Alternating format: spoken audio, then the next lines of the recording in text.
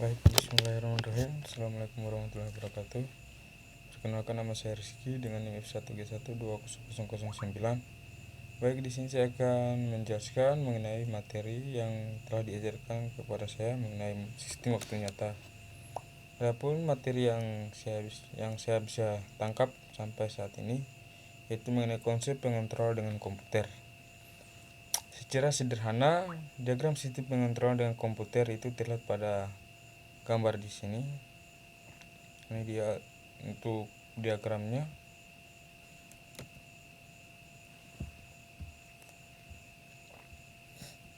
Selanjutnya, pada proses pengontrolan dengan komputer, di setiap besaran terukur analog dari pelan harus mengalami proses digitalisasi melalui proses sampling. Kemudian, waktu yang diperlukan konsep untuk mengeluarkan variabel pengontrolan atau U dalam kurung NT tidak boleh periode sampling. Waktu ini termasuk proses sampling, kuantisasi sampai dengan perhitungan variabel pengontrol. Batasan waktu menjadi batasan waktu nyata bagi proses pengontrolan tersebut. Selanjutnya, materi yang selanjutnya itu mengenai jenis proses plan. Seperti yang kita ketahui, agar berbeda dengan proses pada pengertian sistem operasi, maka proses yang dikontrol pada plan disingkat dengan proses plan. Jenis proses pada plan adalah terbagi menjadi 3, yaitu proses batch, proses kontinu, dan proses gabungan batch dan kontinu. Untuk proses batch sendiri yaitu proses yang dilakukan dalam suatu urutan operasi untuk menghasilkan suatu produk. Urutan proses ini akan diulangi lagi untuk menghasilkan batch berikutnya. Kemudian proses kontinu. Proses kontinu dia digunakan untuk proses yang produksinya dikelola untuk periode waktu yang lama tanpa penyalaan. Bisa dalam orde bulanan ataupun tahunan. Kemudian proses gabungan yaitu batch dan kontinu. Yaitu proses ini menggunakan batch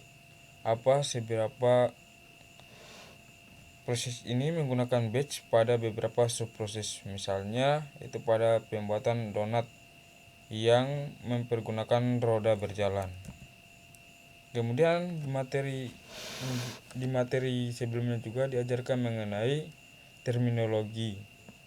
beberapa terminologi, yaitu ada urutan pengontrolan atau sequence control, loop control pada direksi digital control, kemudian konfigurasi pengontrolan dalam mengatasi disturbance, kemudian pengawasan pengontrolan atau supervised control, kemudian pengontrolan terpusat, centralized computer control, kemudian pengontrolan distribusi control system, sistem berjenjang hierarchical system, dan human computer interface atau HCI.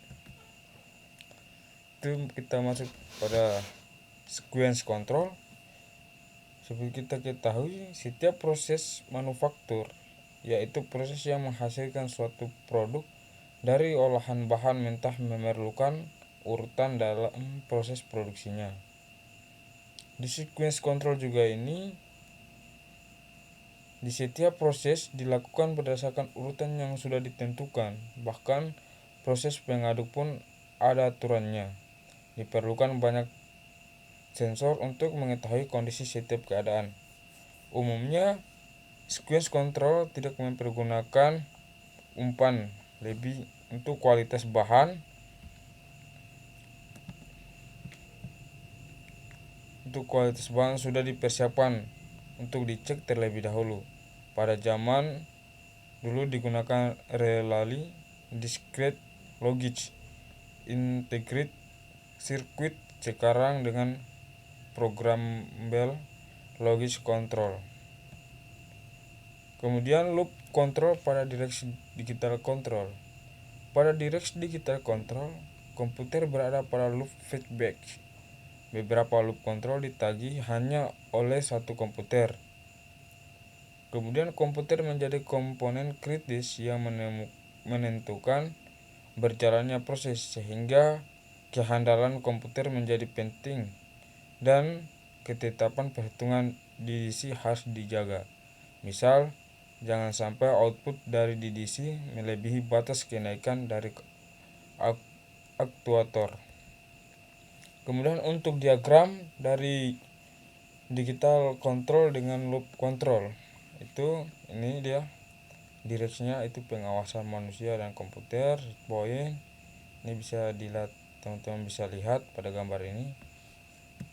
Yang kemudian kelebihan dari DDC dibandingkan pengontrolan analog yaitu harga. Dengan kemampuan sebuah komputer digital mengontrol beberapa loop control, maka harganya lebih dibanding pengontrol analog. Kemudian kinerja. Kontrol digital menawarkan kemudahan dalam pemakaian berbagai algoritma kontrol, akurasi tinggi, dan mengurangi drift. Kemudian aman. Perangkat digital modern memiliki MTBF, mean time between failure, yang tinggi sehingga sistem jarang shutdown. Kemudian aplikasi DDC dan konfigurasi pengontrol. DDC dapat diaplikasikan pada sine loop berupa microcontroller atau pada beberapa loop. Jenis-jenis loop control yang digunakan di sini ada beberapa. Pertama itu cascade, yang kedua feedback, ketiga inferential, yang keempat feed forward, kelima adaptive control atau self tuning control. Kemudian di sini itu adaptive control. Adaptive control sendiri terdapat 3 bentuk adaptif. Yang pertama, pre-programmed adaptive control atau dalam bahasa ilmiah itu gain scheduled control. Pada program adaptive control ini terdapat pengukuran tambahan dalam kurung auxiliar measurement pada proses yang digunakan untuk menambah parameter pengaturan pada pengontrol. Misal, ketinggian permukaan air dijadikan pengubah pengontrol temperatur. Kemudian self tuning, yaitu perubahan di lingkungan luar digunakan untuk menentukan parameter pengontrol. Misal, perubahan ketinggian dijadikan parameter untuk mengontrol tekanan udara pada pesawat terbang, kondisi suhu, dan kecepatan angin untuk mengontrol kondisi udara di dalam bangunan. Kemudian mode reference adaptive control. Pengontrol memasukkan instrument ke proses dan mengukur responnya. Responnya dibanding dengan suatu model dan parameter diatur agar responnya sesuai dengan yang diinginkan. Kemudian di sini ada program adaptive control. Ini di sini ada alurnya. Auxiliar process measurement. Di sini dapat teman-teman lihat sendiri. Ini dia.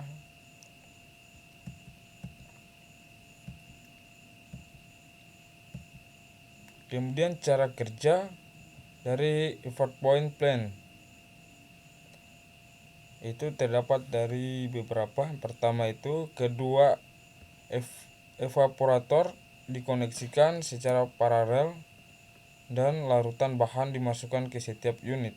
Kemudian tujuan dari plan ini adalah mengevaporasi air sebanyak mungkin dari larutan.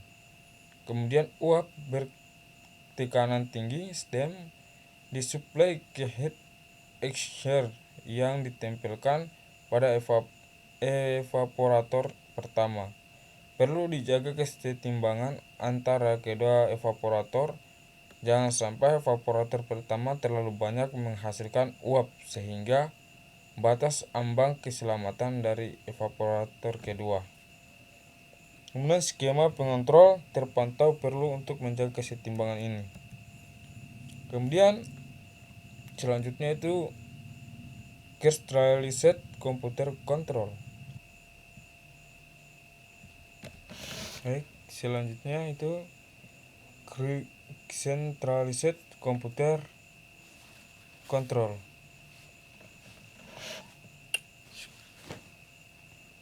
Pada era 1960-an, pengontrolan menggunakan hanya sebuah komputer untuk seluruh plat karena harganya komputer mahal.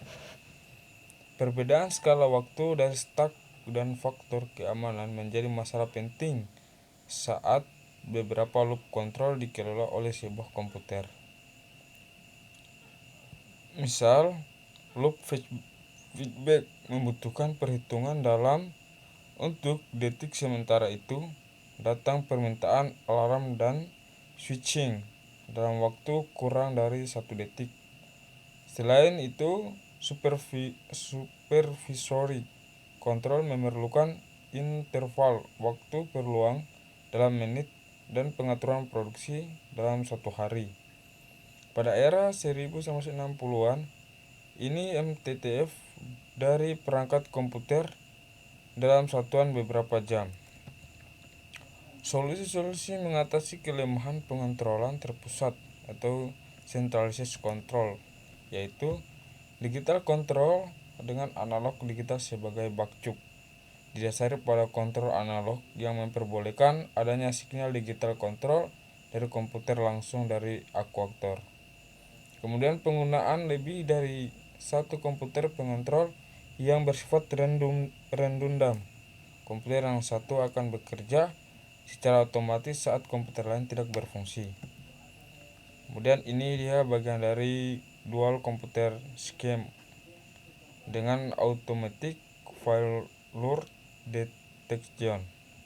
Dia bagian alirnya atau diagramnya. Selanjutnya itu hierarchical system. Sistem ini berdasarkan sistem pengambilan keputusan. Setiap elemen keputusan menerima perintah dari tingkat di atasnya dan mengirim balik informasi yang dihasilkannya. Di tingkat bawah, kecepatan tinggi diperlukan untuk problem sederhana, dan makin ke tingkat atas kekompleksitasan semakin tinggi diperlukan respon waktu yang cepat.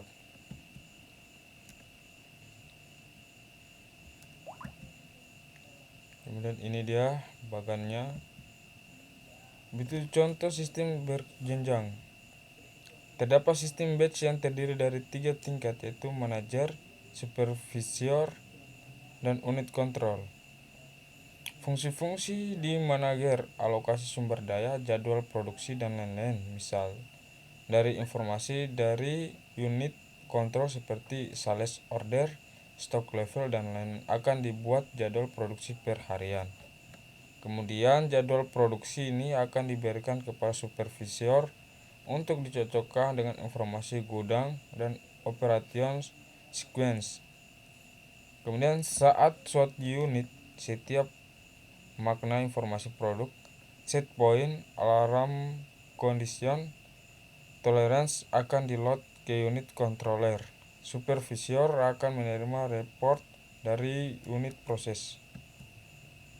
Batch control hierarchical system. Ini dia batch controlnya atau bagan alirnya nih. Kemudian distribusi sistem. Setiap unit mengerjakan taks yang sama. Jika terjadi kegagalan atau beban berlebih, maka taksnya dapat dialihkan ke unit yang lain. Pekerjaan tidak dipecah berdasarkan fungsi dan dialokasikan pada komputer tertentu seperti pada hierarki sistem. Kemudian melainkan total kerja dibagi dan disebarkan ke beberapa komputer. Tantangan distribusi sistem. Pertama itu alokasi taks antara komputer harus dinamik. Diperlukan mekanisme yang mengecek selesainya suatu taks dan memberikan beban baru pada setiap komputer. Selanjutnya, karena setiap komputer harus mengakses semua informasi pada sistem, maka diperlukan bandwidth yang tinggi. Kemudian, menggabungkan sistem terdistribusi dan sistem berjenjang dengan mendistribusikan beban komputasi. beban komputasi. Untuk solusi dari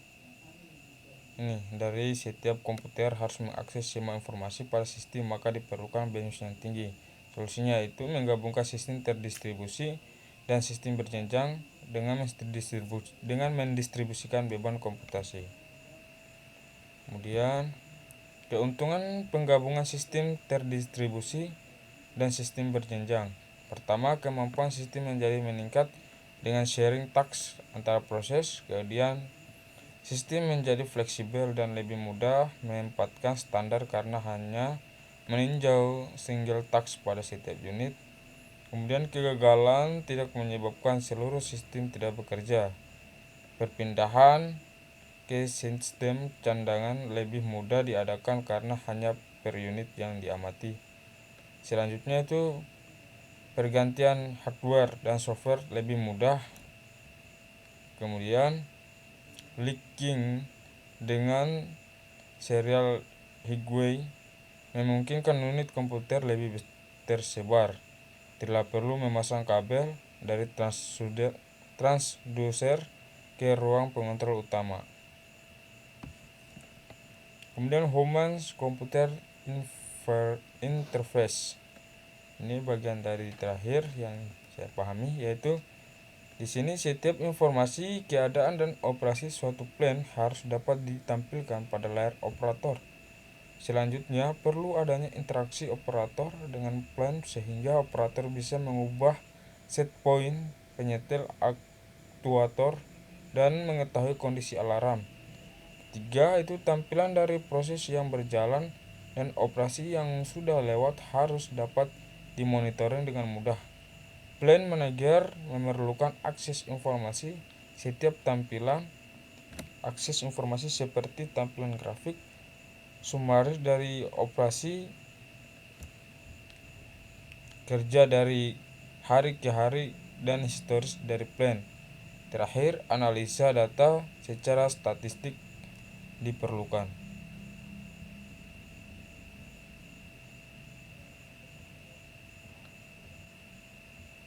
Baik, itulah tadi beberapa materi yang saya dapat sampaikan. Mohon maaf bila ada kesalahan kata. Saya akhiri. Wassalamualaikum warahmatullahi wabarakatuh.